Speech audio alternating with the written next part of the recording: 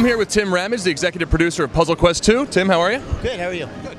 Why don't you tell us a little bit about Puzzle Quest 2? So Puzzle Quest 2 is the sequel to Puzzle Quest 1. We've essentially taken all the good core elements from Puzzle Quest 1 and we refined them, evolved them into an experience that we think is actually bigger and better than Puzzle Quest 1 was.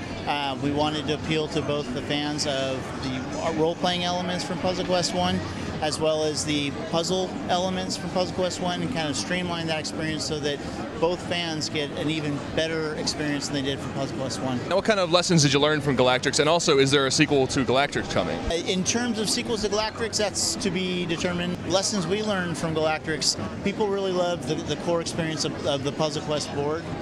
So we knew that we had to go back to that. We took some of the lessons in terms of how we designed some of the mini games and the gating and stuff like that to make sure that everything flowed smoothly. One of the lessons we learned was not using timers on our puzzles whenever possible. So we've brought back kind of that more customizable experience for the player, not necessarily giving them a whole lot of urgency. We want the player to have a mental escape as they're playing, not necessarily feel like they're stressed out trying to solve a puzzle over and over and over. Now, how many classes are in this game? The player actually gets to choose from 4 different heroes. They're iconic fantasy heroes. So you've got your all-around barbarian, both offensive and defensive oriented. You've got the more defensive Templar.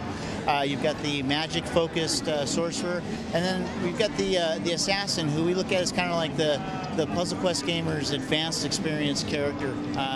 And the assassin just brings a different element to how you approach your battles and what the assassin has to use, more indirect ways to attack their enemies as opposed to, say, the barbarian.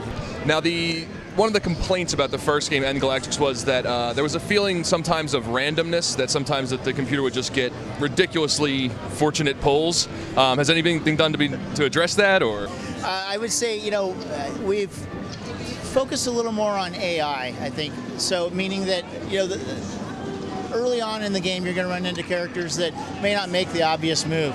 They may bypass connecting skulls, or they may not make the move that you would think would lead to, a huge cascade. But as the game gets along further, enemies get a little more sophisticated. They're going to make more of the moves that make sense, which will probably lead to more of those cascades. Has there been any kind of update to the RPG elements or any expansion of the RPG elements from the first game? Well, so with the art, we wanted to go to a more Western style, which we think has really paid off. We think the game, has upgraded in that respect. I think it also ties the RPG, the Western fantasy style, to the RPG experience that fans, are accustomed to. With the RPG experience, even more so, what we've done is we've added a weapon upgrade system, or a weapon system in general. So the Puzzle Quest 1 did not have the actual weapon that you could equip and use in battle. We have added that for Puzzle Quest 2, and through that system you can actually upgrade those weapons depending on what elements you've collected as you've played. So that's one way we've kind of enhanced the player development experience, or the character development experience. And this is coming out for the Nintendo DS and Xbox Live Arcade. Any plans for PSP, PlayStation Network, anything like that? So XBLA and DS to start. We always leave that to be announced, because with Puzzle Quest we seem to roll out different platforms at different times. But those two, will come out in late spring. Sounds very cool. All right, Tim, thank you very much. You're welcome. Looking forward to it.